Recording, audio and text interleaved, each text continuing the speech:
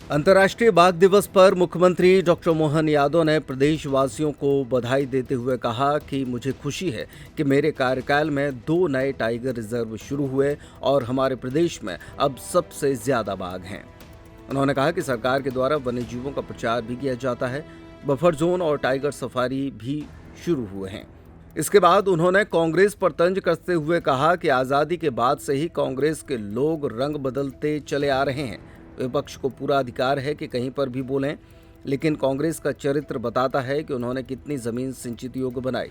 कांग्रेस अलग अलग समाज को भड़काने का काम करता है।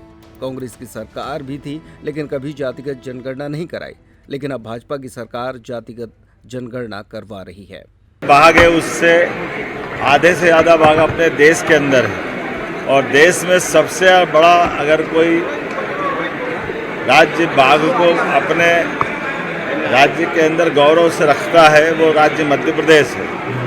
और हमारे लिए सौभाग्य की बात है कि अभी हमारी सरकार बनने के बाद 2 tiger reserve doctor Vishnu सिद्धर Wakankar Ratapani और माधव नेशनल पार्क, ये दोनों टाइगर अभयारण्य हमारे द्वारा बनाए गए। मेरी अपनी ओर से राज्य के इस गौरव के लिए आप सबको बधाई। कंबोडिया के एक्सपोर्ट बाघ चली के मध्य प्रदेश से बात जाने का है सर।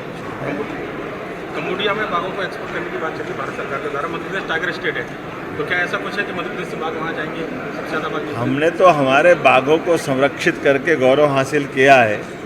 हमने अपने वन्य प्राणी की पूरी चिंता करने के बाद अगर कोई किसी सरकार के द्वारा यथा योग्य प्रकार से वन्य जीवों का नियम अनुसार हस्तांतरण करने में तो हमारे पास वो अच्छे प्राणी हमको दे दे, हम कुछ बाघ भी देते हैं। लेकिन हमारे सभी प्रकार के जू, हमारे सभी प्रकार के वन्य प्राणी विहार, इन सब के अंदर हमने आगे प्लान बनाया है कि हमारे अपने टाइगर रिजर्व के पास में बफर जोन में भी टाइगर सफारी भी प्रारंभ करेंगे। नाग पंचमी की मेरी अपनी ओर से बधाई। आज मैंने सदन में भी मेरे विधानसभा के मित्रों को, खासकर अपोजिशन के मित्रों से कहा है कि आप 2.5 लाख से ज़्यादा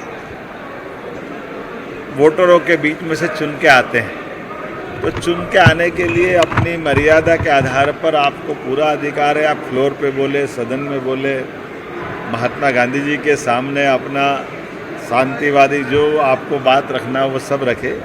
लेकिन अब आपको तो फर्क पड़ता नहीं है।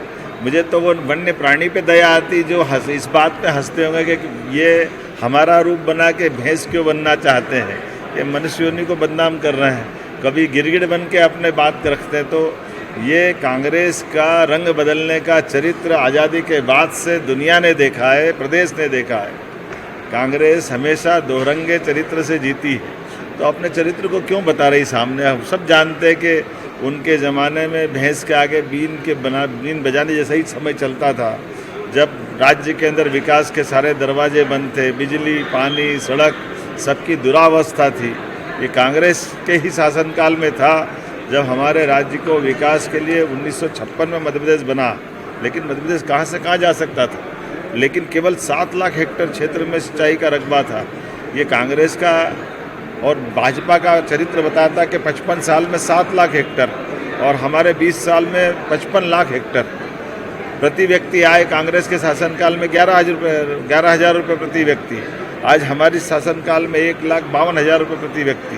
तो कांग्रेस इस सब बातों को देख करके विचार करे कि उनकी बात करने का तरीका कहीं उनको तो महंगा नहीं पड़ रहा, एक बात। दूसरी बात, मैं कल के चरित्र के लिए भी कहना चाहूँगा, कांग्रेस अलग अलग समाज को भड़काने का काम करती है, जबकि सारी चीज़ों में उनका ही इन्वॉल्वमेंट है। पिछड़ों की जनगणना को बंद करने का पाप कांग्रेस की सरकार के तत्कालीन प्रधानमंत्री जवाहरलाल नेहरू जी पे जाता है। बाद में नेहरू जी के बाद इंदिरा गांधी के बाद राजीव गांधी जी के बाद लगातार 2-4 साल हमारे माननीय अटल जी की सरकार छोड़ दो तो लंबी समय से कांग्रेस की सरकार रही, लेकिन उन्हें जातिगत जनगणना नहीं कराई। जो अंग्रेजों के समय चलती थी वो भी बंद करा दी। 2011 में जनगणना की जोर शोर से बात कही, उसके रिकॉर्ड सबके सामने नहीं लाए। ये तो आज का समय यशस्वी प्रधानमंत्री का, जिनने जातिगत जनगणना के मामले में खुलेआम कहा कि हम जातिगत जनगणना कराएंगे और उसका समय सीमा में देश के सामने पूरी बात ले आए। हमारे अपने राज्य के अंदर भी 27% आरक्षण के मसले पे भी कांग्रेस वही चरित्र रख रही। कांग्रेस ने जान करते बगैर तथ्य के, कमजोरी के आधार पर, लचर नियम के आधार पर बात रख दी और अब उस बात के आधार पर झूठ बोलती फिरती कि हमको 27% आरक्षण। हम डंके की चोट करें 27% आरक्षण के लिए हम निश्चित रूप से देने वाले हैं और हमारे कई विभागों के अंदर जहां स्टे नहीं था, हमने 27% ऑलरेडी आरक्षण दे दिया है। लेकिन जहां जो कोर्ट में मामला अटका पड़ा है, कोर्ट में भी हम अपनी तरफ से सरकार के पक्ष में 27% आरक्षण की बात लिख के दे रहे हैं। हमने कहा जनरल कैटेगरी का 10% हो, SC हो, ST हो, OBC हो, सभी के लिए हमारे मन में भाव बराबर है। हम किसी एक दायरे में सिमटना नहीं चाहते। सरकार सभी वर्गों के कल्याण के लिए है और इसलिए जो 13% अभी OBC आरक्षण जो कोर्ट में भी लंबित है, हम जल्दी से जल्दी कोशिश करेंगे कि वो 13% आरक्षण जिनको मिला है ऐसे अभ्यर्थियों को भी उनकी अपनी हक के आधार पर उनको नौकरियां मिले, उनके अपनी योग्यता से उनका चयन हो। पूरे प्रदेश में